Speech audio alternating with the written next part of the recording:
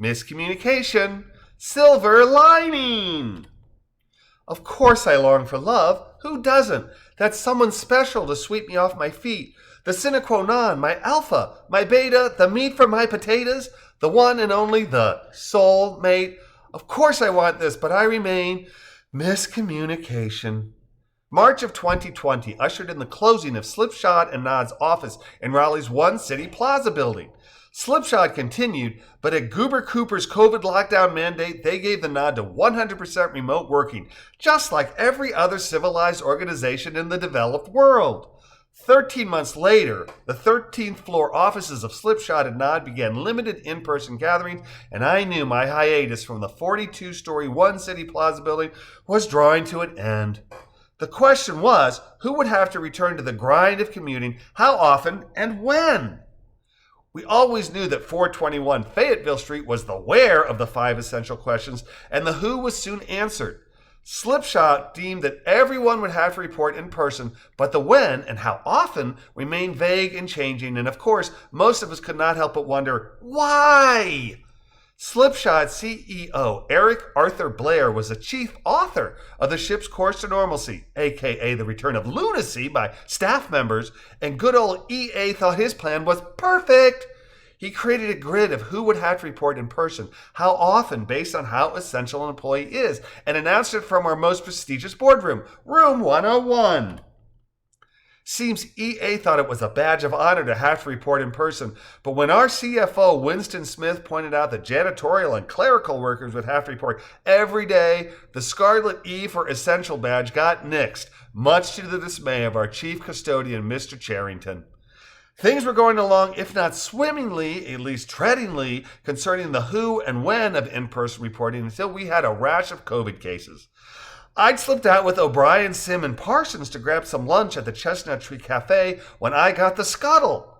Seems our honor system of non-vaccinated Slipshod employees wearing masks wasn't being honored, and our 13th floor office had 13 COVID cases before 2 weeks had passed. Changes had to be made, and our executive director, Emmanuel Goldstein, initiated our Vaccine Vaccination Incentive Program. The Vaccine Vaccination Incentive Program was EG's carrot to get everyone to fall in line concerning vaccines.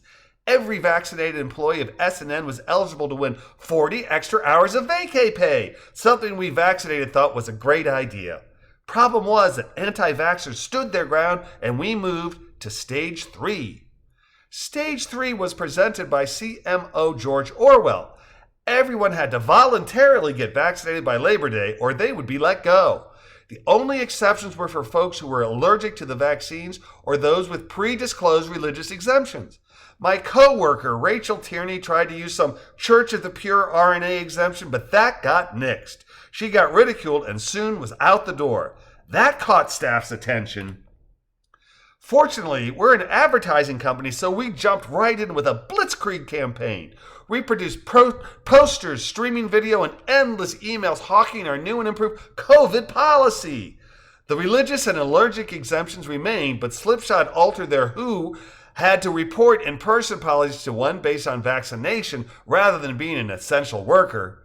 Everyone who was fully vaccinated had to report to the office on Wednesdays. I suppose because that was a day traditionally thought to be full of woe, and the unvaccinated had to show up in person Mondays, Tuesdays, Thursdays, and Fridays. The mask mandate was dropped, and Slipshod let nature take its course. The golden ticket to working remotely was a vaccine card, which some felt was a bit HIPAA critical, but we plunged right in. The problem pretty much took care of itself. Most of us got to continue working remotely most of the time, and the program was so successful that I was asked to pitch it to other businesses, which got me wondering who would be our biggest customer. My eureka moment came as I watched Trump rally the troops in Sarasota, Florida. It was then I realized I needed to pitch this to the RNC. I created a wonderful campaign, presented it to RNC Chair Rona Romney McDaniel, remotely, Natch, and scored one of our biggest accounts of 2021. Guess the old adage about every cloud having a silver lining couldn't be more true.